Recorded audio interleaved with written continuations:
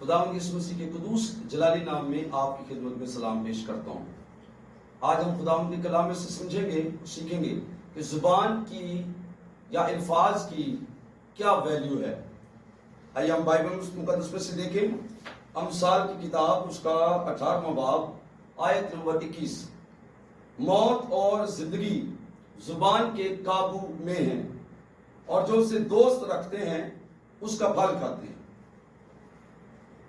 زبان ہمارے جسم کا ایسا عضو ہے جس کے بارے یعقوب رسول نے اپنے خط میں ایک پورا چیپٹر اس کے بارے میں لکھا ہے، اور تفصیل سے زبان کے بارے میں بیان کیا گیا ہے۔ اور زبان کے حوالے سے اس آیت میں سلیمان نبی لکھتے ہیں کہ موت اور زندگی زبان کے قابو میں ہیں۔ دیکھیے، موت ایک ایسی چیز ہے جو کسی کے قابو میں نہیں ہے۔ موت ایک ایسی چیز ہے جو نبیوں، پیغمبروں، کاہنوں، فادروں، بشپوں، بادشاہوں، ہر خاص اور عام پر آتی ہے۔ لیکن بائبل مقدس میں سلیمان نبی یہاں پر حکمت سے بیان کر رہے ہیں کہ موت اور زندگی زبان کی قابو، یعنی موت پر جو موت بے قابو چیز ہے، زبان کا اس پر بھی قابو ہے، یعنی زبان کے ہاتھ میں ہے کہ موت بھی دے سکے اور زندگی بھی دے سکے۔ ہمارے جسم کا یہ اتنا خاص عضو ہے جو یا تو موت کو جنم دیتا ہے یا پھر زندگی کو جنم دیتا ہے۔ اور آپ حیران ہوں گے یہ سمجھ کر کہ جب روح القدس پہلی بار زمین پر نازل ہوا 120 کی جماعت پر، تو پاک روح نے سب سے پہلے ہماری باڈی کے یا ہمارے بدن کے، جسم کے جس حصے کو کنٹرول کیا وہ زبان تھی۔ اور اسی وقت لکھا ہے بائبل میں اعمال کی کتاب کے دوسرے باب میں جو واقعہ پینتیکوست کا واقعہ ہے کہ آگ کے شعلے کی سی پھٹتی ہوئی زبانیں وہاں پر آ گئی، انہیں دکھائی دی، ان پر ٹھہر گئی۔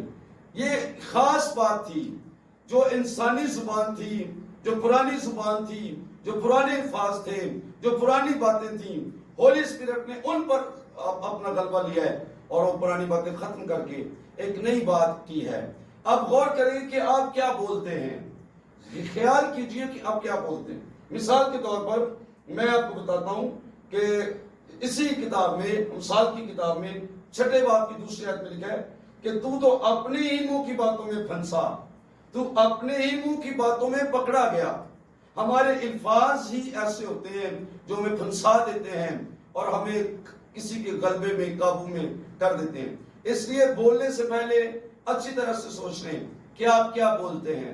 کئی لوگ اپنے خاندان کے بارے میں، اپنی بیوی کے بارے میں، اپنے بچوں کے بارے میں، اپنے مستقبل کے بارے میں بہت کچھ غلط بولتے ہیں، لیکن یاد رکھیے کہ آپ جو کچھ بولتے ہیں وہ ضرور محفوظ ہو جاتا ہے اور اس کا آپ کی زندگی پر بڑا اثر ہوتا ہے۔ کئی بار میں نے دیکھا لوگ خدا کے بارے میں بہت غلط بولتے ہیں، خدا کے بارے میں صاف صاف کہہ دیتے ہیں کوئی خدا نہیں ہے، ہم کسی کو نہیں مانتے، کوئی کیسا خدا ہے جو ہمیں اس حالت میں چھوڑا ہوا ہے، کیسا خدا جو شفا نہیں دیتا ہے۔ کچھ بھی آپ خدا کے بارے میں جو بولتے ہیں، یاد رکھیں سوچ سمجھ کے بولیں، کیونکہ خداوند کے کلام میں لکھا ہے لوکا کی انجیل کے 19ویں باب میں 22ویں آیت میں شریر نوکر کا ذکر ہے۔ اشرفیوں کے واقعے میں جب اشرفیاں بانٹی گئی تھی نوکروں میں، تو خداوند نے شریر نوکر سے کہا تھا کہ تجھ کو تیرے ہی منہ سے مجرم ٹھہراتا ہوں، کیونکہ جو شخص غلط بولتا ہے وہ اپنی ہی باتوں میں پکڑا جاتا ہے۔ اور یہ ایک بھید ہے یہاں پر جو ظاہر ہو رہا ہے۔ خدا آپ کی عدالت آپ کے الفاظ سے کرے گا۔ آپ جو کچھ بولتے ہیں عدالت والے دن اس کا حساب آپ دیں گے۔ تو 10 نوکر ہیں، ایک اشرفی دے کر مالک چلا جاتا ہے، لیکن یہ شریر نوکر اپنی اشرفی کو چھپا دیتا ہے۔ ایک اشرفی 3 مہینے کی اجرت کے برابر تھی، لیکن اس شخص نے جو بد نیت تھا، حد حرام تھا، کچھ کام نہیں کرنا چاہتا تھا، اس نے اپنے مالک کی اشرفی کو، اس کی نعمت کو دبا کے رکھا۔ لیکن جب مالک آتا ہے تو حساب وہ کہتا ہے مجھے پتہ ہے جہاں آپ نہیں بوتے ہیں وہاں سے بھی کاٹتے ہیں، جہاں آپ نے بکھیرا نہیں ہوتا وہاں سے جمع کر لیتے ہیں۔ آپ بڑے سخت ہیں۔ اگر آپ خدا کو بڑا سخت سمجھتے ہیں تو پھر آپ کا حساب بھی وہ اسی طریقے سے کرے گا۔ اس لیے بی کیئرفل، خدا کے بارے میں بولنے سے پہلے سمجھ لیں کہ آپ کس کے بارے میں بات کر رہے ہیں اور اس کا اثر کیا ہو سکتا ہے۔ خدا یسوع مسیح نے मत्ती की इंजील के 12वें बाब में 36 आयत में कहा कि जो निकम्मी बात लोग कहेंगे अदालत के दिन उसका हिसाब देंगे, क्योंकि तू अपनी बातों के सबब से रास्तबाज ठहराया जाएगा और अपनी बातों के सबब से कसूरवार ठहराया जाएगा।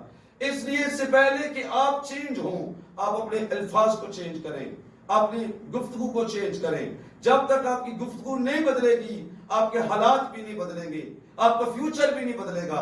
इसलिए अच्छा बोलें और अच्छी तरीके से बात करें, और बोलने से पहले समझ लें कि आप क्या बोलते हैं। बिलखुसूस खुदा के हवाले से आप जब भी बात करते हैं तो अच्छी तरह से सोच समझ कर कीजिए। अब यीशु मसीह ने कहा है कि अदालत होगी बोलने के हवाले से। मत्ती की इंजील उसका 12वां बाब 36वें आयत बताती है कि अल्फाज की अदालत होगी खुदाम के साथ। फिर दूसरी बात, खुदाम का साथ ना देने और उन्हें छोड़ देने के हवाले से भी अदालत होगी। बदसलूकी जो की उसकी अदालत होगी। दूसरा तिमोथी 4 बाब 16वीं आयत में इस अदालत का जिक्र है। फिर एक और अदालत कामों का हिसाब होगा। हम जो कुछ करते हैं ख्वाह भले ख्वाह बुरे, उनका हिसाब होगा।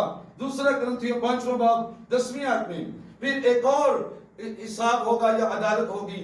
खिदमत का हिसाब हमें देना पड़ेगा। जो खुदा के खादिम हैं उनको हिसाब देना पड़ेगा कि वो किस तरह से काम करते हैं, क्योंकि इब्रानियों 13वें बाब की 17 आयत में लिखा है कि ये रातों को जागते हैं और रूहों का हिसाब उनको देना पड़ेगा। इसलिए जो खुदाम हैं अपने चर्च के हवाले से केयरफुल हो जाएं, उनके लिए दुआएं करें, उनकी मदद करें, उनकी हेल्प करें, ताकि वो बच जाएं किसी तरीके से, क्योंकि आपको रूहों का हिसाब देना पड़ेगा। कई बार हम समझते हैं कि कोई शख्स अब नहीं बदल सकता है, हम इसको छोड़ दें, इसका पीछा करना छोड़ दें, क्योंकि अब मर ही जाएगा, हलाक ही हो जाएगा। लेकिन बाइबल में लिखा है, अगर मिसाल की किताब उसका 19वां बाब 18वीं आयत देखें तो वहां लिखा है, जब तक उम्मीद है अपने बेटे की तादीब किए जा और उसकी बर्बादी पर दिल ना लगा। यानी ये ना समझ लें कि अब ये लोग मरेंगे। खुदा के खुदाम को हिसाब देना पड़ेगा अपने चर्च का, अपनी रूहों का जो खुदा ने उनके सुपुर्द की हैं। अब ये अल्फाज की अदालत से मैंने कुछ अदालतों का जिक्र किया है। वापिस आते हैं उस पॉइंट पर कि आप जो कुछ कहते हैं वो ताकतवर होता है। अल्फाज ताकत रखते हैं, या तो वो मौत देते हैं या वो जिंदगी देते हैं।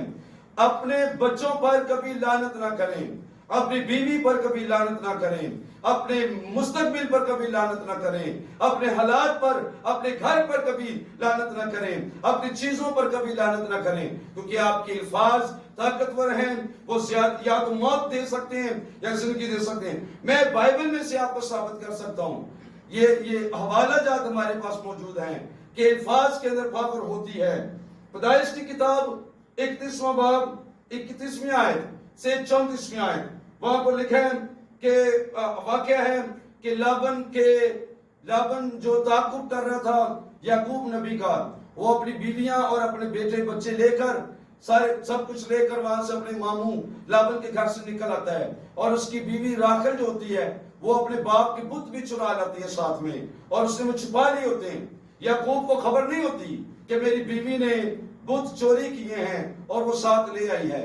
उस जमाने में बुत जो होते थे वो अपनी जायदाद की रजिस्ट्री होती थी, यानी वो कागजात होते थे कि जिसके पास बुत मिलते वही उस जायदाद का मालिक होता था।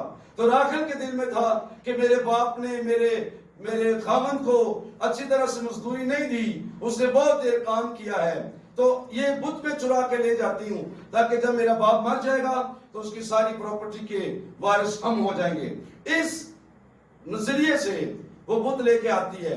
तो ये लाबून पीछे आता है, ताकुब करता है, और वो याकूब को आगे पकड़ लेता है। तो कहता है कि तूने ऐसा काम क्यों किया कि बगैर मुझसे पूछे आ गया? चल तू आ ही गया, पर ये मुझे बता कि मेरे बुत क्यों चुरा लाया? तो याकूब ने कहा मैंने तेरे बुत नहीं चुराए। उसने कहा तूने मेरे बुत चुराए। तो तलाशी ली गई सबकी।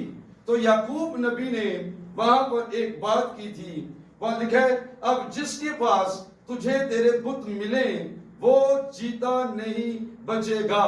पैदाइश 31वां बाब 31वीं आयत से हम पढ़ रहे हैं جس کے پاس تیرے بت ملے وہ جیتا نہیں بچے گا.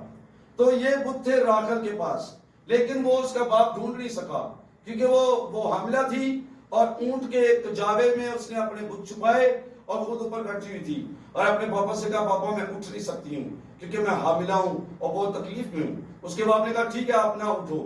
وہ بت چرا کر چھپا کر اس نے اپنے پاس رکھے تھے. لیکن 2-3 دن کے اندر ہی یہ واقعہ ہوا کہ پیدائش 35 میں باپ کی 16ویں آیت میں لکھا ہے کہ راکھل نے جب بنیامین کو جب جنم دیا تو وہ اس کی ڈیتھ ہو گئی. اس کے پیدا ہوتے ہی بنیامین کے پیدا ہوتے ہی اس کی ماں مر گئی. تو بنیامین کی پیدائش پر اس کی ماں کا مر جانا اصل میں یعقوب نبی کا قرض تھا.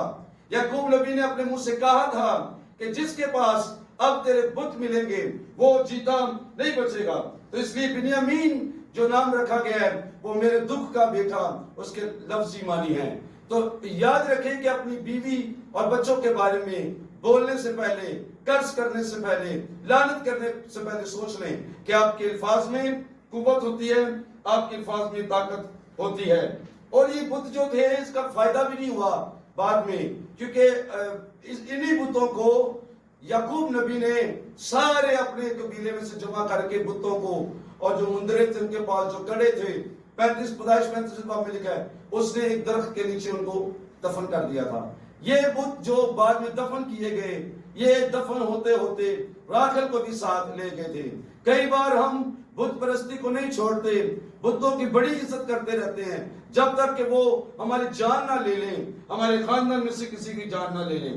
بائبل مقدس میں ایک اور واقعہ ہے اکن بن کرمی کا، جس نے چوری کی تھی اور وہ بھی اس کی وجہ سے مارا گیا تھا. یہ یاد رکھیے کہ یہ بہت خطرناک حالت ہے جب کوئی شخص کسی کے مال کا لالچ کرتا ہے یا چوری کرنا چاہتا ہے. حنانیہ اور سفیرہ کا واقعہ بھی بتاتا ہے کہ وہ بھی لالچ کی وجہ سے مارے گئے. لیکن یشوع کی کتاب میں اس کا 6واں باب 26ویں آیت اگر پڑھیں تو وہاں پر واقعہ ہے کہ اس نے یرو کو ڈھا دیا، یرو کی دیواریں گرا دی اور دوبارہ سے اس کی بنیاد جو بنانی تھی کسی نے، اس حوالے سے یشوع نے یہ کہا تھا کہ یرو کی نیو ڈالنے والا شخص ملعون ہوگا، ملعون ہوگا. اور جب وہ اس کی نیو ڈالے گا اس کا بڑا بیٹا کھو جائے گا یا مر جائے گا، اور جب وہ اس کے پھاٹک جب لگائے گا تو اس کا چھوٹا بیٹا مر جائے گا. یہ اس نے قرض کیا تھا یشوع نبی نے. تو پہلی سلاطین 16واں باب 34ویں آیت میں لکھا ہے بیت ایلی ہیل کا پلو تھا، ابرام اور چھوٹا بیٹا سجوب. اس شخص نے ہیل نے بنایا تھا، اس کو آباد کیا تھا یرو شہر کو. تو اس کے دونوں بیٹے اس کے لگاتے ہوئے مر گئے. مطلب یہ کہنے کا ہے کہ الفاظ کے اندر پاور ہوتی ہے. یشوع نبی کے الفاظ کے اندر طاقت تھی. جو کچھ اس نے بولا تھا وہ اپنے وقت پر پورا ہوا تھا. کرائسٹ نے بھی یہ فرمایا تھا یہ آسمان اور زمین ٹل جائیں گے لیکن میری باتیں ہر کس نے ٹلیں گی. اب غور کیجئے، اگر انسان کا کلام نہیں ٹلتا، اس کی زبان کے اندر پاور ہے، تو یہ بائبل مقدس جو خدا کا کلام ہے یہ ہرگز کبھی ٹل نہیں سکتا ہے. اس کا یقین کریں، جو کچھ بائبل میں لکھا ہے اس کا یقین کریں، اس کا دعویٰ کریں اور اپنے دل سے اس پر ایمان لائیں. آپ ضرور برکت پائیں گے، آپ کے گھر کے حالات بدلیں گے، آپ کی زندگی میں معجزات ہوں گے اگر آپ اس زندہ بائبل، زندہ کلام کا یقین کر لیں گے. اس کلام کے آخر میں آپ کو ایک دعوت دینا چاہتا ہوں کہ رومیو کی کتاب 10ویں باب کی 9ویں آیت میں لکھا ہے کہ اگر تو اپنی زبان سے خداوند کا اقرار کرے اور اپنے دل سے ایمان لائے تو نجات پائے گا. نجات پانے کے لیے بھی آپ کی زبان کا اقرار چاہیے.